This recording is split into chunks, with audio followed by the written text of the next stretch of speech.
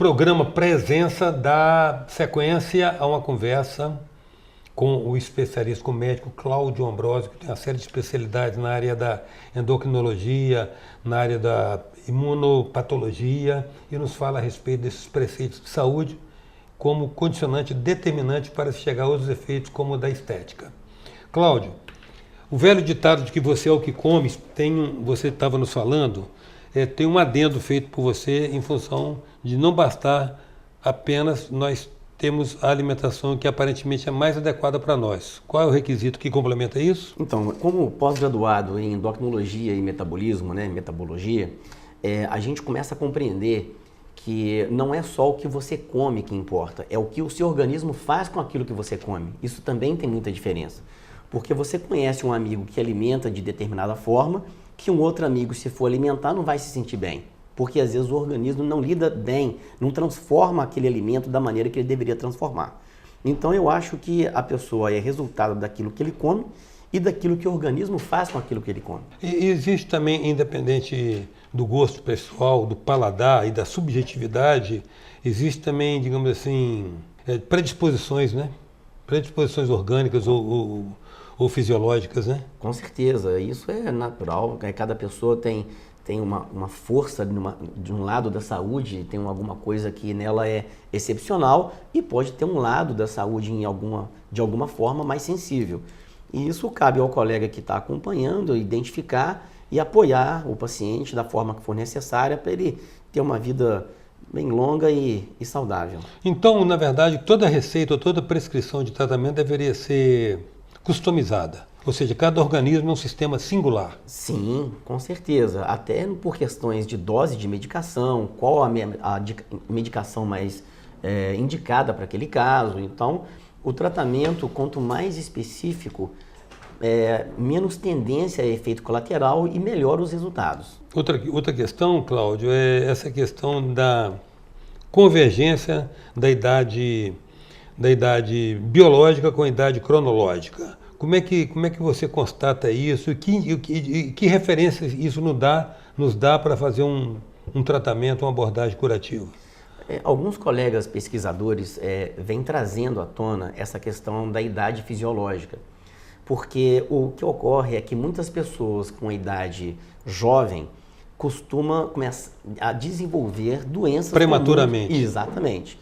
Então, existem estudos que tentam comprovar que pessoas, apesar da idade cronológica, ela tem um organismo parecendo que pode ser mais velho ou mais novo do que quando comparado com a idade cronológica. Esse parâmetro é uma coisa que ainda está em estudo, a gente sabe que isso existe, a gente conhece pessoas que têm realmente doenças de pessoas de mais idade, sendo jovem, e pessoas de mais idade que não têm doença nenhuma, né? Então, a intenção desses colegas pesquisadores é tentar identificar o que há de errado nesse organismo, caso aconteça, e tentar corrigir de forma preventiva, para poder a pessoa não ter as consequências de médio e de longo prazo dessa situação. Certamente isso inclui processos sim, de oxidação acelerada, efeito de glicação avançada. Tem uma série de processos aí que interferem. Interfere, são vários e simultaneamente, né? Porque nós somos uma máquina toda integrada. Então, às vezes, uma pecinha lá de um lado, ela começa a dar um defeitinho e vai replicar, vai dar um dano em outro local, né? Então, a gente tem que estar atento a tudo isso. É muito comum no diabético, por exemplo, às vezes a pessoa foca só no controle da glicose, mas esquece de ver se todo o sistema continua funcionando perfeitamente ou se há alguma complicação que precisa ser avaliada. Mas qualquer que seja assim, a singularidade das pessoas e dos organismos, parece que alguns preceitos que são elementares, né?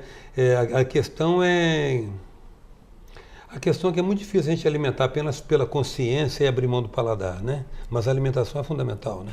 A alimentação determinante. É determinante.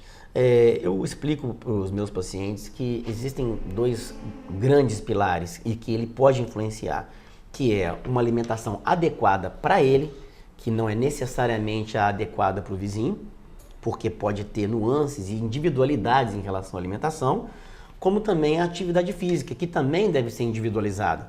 Tem pessoas que têm propensão a jogar basquete, tem outras pessoas que têm um organismo mais apto ao futebol, à natação. Então, é muito bom que a pessoa consiga escolher, primeiro, uma atividade física que ela tenha prazer em fazer, primeira coisa. Que aí ela vai fazer... ser prazerosa. Isso, que ela não vai deixar de fazer. E segundo, se o organismo dela está compatível com aquilo que ela deseja fazer, para também não forçar o organismo de forma inadequada. A presença hoje é do médico Cláudio Ambrósio. Voltamos já.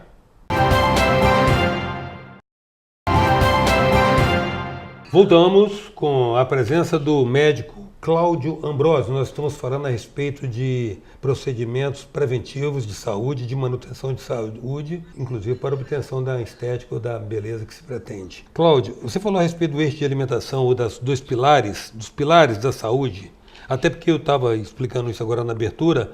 Hoje se trabalha muito na perspectiva da manutenção da saúde para evitar uma ação posterior que seria de recuperação da saúde, né? E você fala a respeito de alimentação e atividade física. E você fala também da customização da atividade física, né? Sim. Varia de indivíduo para indivíduo. Sim. Mas existem algumas atividades que são, assim, essencialmente, por exemplo, aeróbicas ou atividade de força. Elas são prescritas em todos os casos, ou há casos que é só aeróbica, caso só malhar mesmo, puxar ferro? Não, há casos que precisa ser mais aeróbica do que força muscular. Isso vai depender. Por exemplo, se nós temos um paciente com desequilíbrio de glicose, né, a glicemia dele não está estabilizada, nós precisamos, primeiro ponto é chegar ele nos eixos. Então, a atividade física não deveria ser tão potente, tão forte. O nosso objetivo aí é equalizar o paciente. Então, como a gente vem falando, a gente tem que atender às necessidades, o desejo do paciente, mas a gente precisa também falar com ele o que ele precisa, né? Porque às vezes ele tem uma facilidade de estar ali numa academia ao lado da casa dele e ele prefere estar ali do que praticar um esporte ou andar na rua ou fazer uma atividade física mais adequada para o caso clínico dele. Então não é uma regra geral e nem é só uma escolha do paciente, assim como o remédio também não é uma escolha do paciente. Às vezes o paciente chega pra gente, doutor, eu queria tomar tal coisa porque eu fiquei sabendo e li em tal lugar que é bom. Eu falei, mas peraí, mas por quê? Qual o motivo? O que você quer disso? Aonde você quer chegar com isso? Então a gente precisa entender, né? A gente conversar com o paciente, entender as necessidades e indicar o melhor caminho, assim como na atividade física. Agora, você sabe que eu já conversei com fisioterapeutas que me falaram que uma atividade física bacana, legal, extremamente resolutiva é ficar em pé. Trabalhar em pé, porque inconscientemente o esforço que a gente tem para manter o equilíbrio já demanda uma tensão muscular que fortalece a musculatura. Tem fundamento isso? Eu acredito que sim, mas eu complementaria. É o trabalho em pé, mas em movimento. Em movimento. Você andar, né? Porque a panturrilha nossa é o nosso segundo coração. É ela que joga de baixo para cima. Exatamente. Né? Se você não movimentar, aí você pode, com o passar de horas, e você até prejudicar a saúde, ter problemas, começar a reter líquido, inchaço nas pernas. Então eu concordo sim que o ficar em pé e a caminhada em si, né, o movimento, ele já é uma atividade física em si. Tanto que a caminhada ela é muito indicada, inclusive para alguns cardiopatas que estão aptos a fazer a caminhada, são indicadas pelos colegas cardiologistas como início de atividade física. Eu, muito particularmente, talvez por questões afetivas, eu considero a caminhada a rainha das atividades físicas. A questão enzimática. Como é que é esse negócio de monitoramento de enzimas que são essenciais tanto no trato digestivo quanto em outras situações do corpo? Como é que é feito isso? A maioria é feito por sangue, né? Através do sangue a gente consegue definir várias coisas. Existem também os exames urinários que também podem definir e detectar várias coisas. E existem também hoje exames genéticos que você colhe e leva alguns dias para ficar pronto. Eles não dosam a enzima, mas eles te dão uma pista de qual enzima você poderia ou não ter um problema. Qual é a sua fragilidade? Existe um exame genético, e não é um exame enzimático, mas ele pode contribuir para você ter uma saúde e ter uma vida com a qualidade que você precisa. E o processo delas é essencialmente de metabolização? Não necessariamente. O exame genético... Você não, o papel da enzima, no caso. Ah, sim. A enzima, ela faz parte do metabolismo humano, né? A enzima, para todas as finalidades, em vários sistemas... Lembra quando nós conversamos sobre a síndrome metabólica? Sim. Na síndrome metabólica tem muitas enzimas, todas elas vinculadas naquela situação. Então, as enzimas elas trabalham em harmonia e precisam estar em harmonia, junto com os hormônios e outros sistemas orgânicos. E a prescrição da suplementação, em que situação ela deve ocorrer ou não ocorrer? A suplementação, ela, primeiro, precisa saber se a pessoa está com uma deficiência de alguma coisa. Esse é o primeiro passo, né?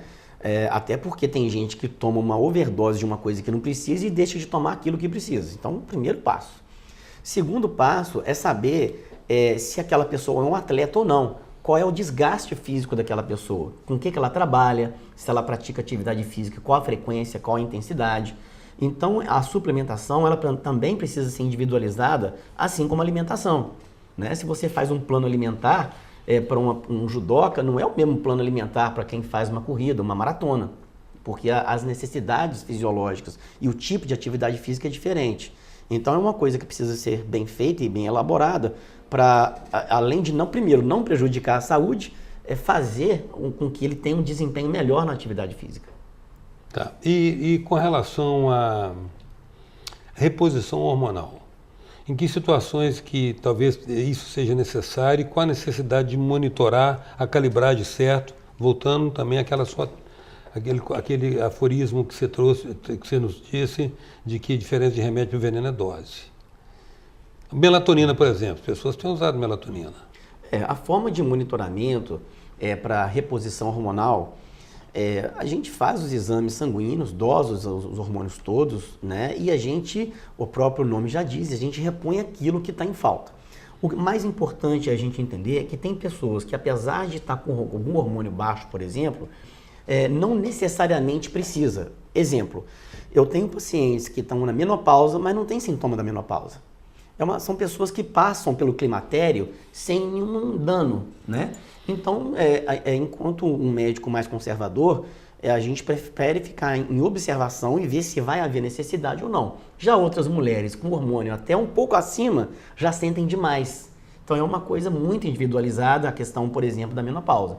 Então, o fato de repor ou não vai depender dos sintomas e se há alguma contraindicação. Por exemplo, se tem história familiar de câncer de mama, câncer de útero, etc. Então, são situações clínicas que precisam ser avaliadas para ver o risco-benefício também para aquela pessoa. Isso se aplica a testosterona, melatonina, progesterona, isso tudo? Eu acho que toda medicação você tem que avaliar primeiro a necessidade e o risco-benefício daquilo que você pretende fazer, para você não causar nenhum dano, não é isso? Uhum. Em relação ao monitoramento, a gente faz isso através de exames de sangue, de forma periódica, porque também, assim como todos os outros níveis de glicose, de colesterol, os hormônios também oscilam no sangue, no corpo da pessoa, de forma natural.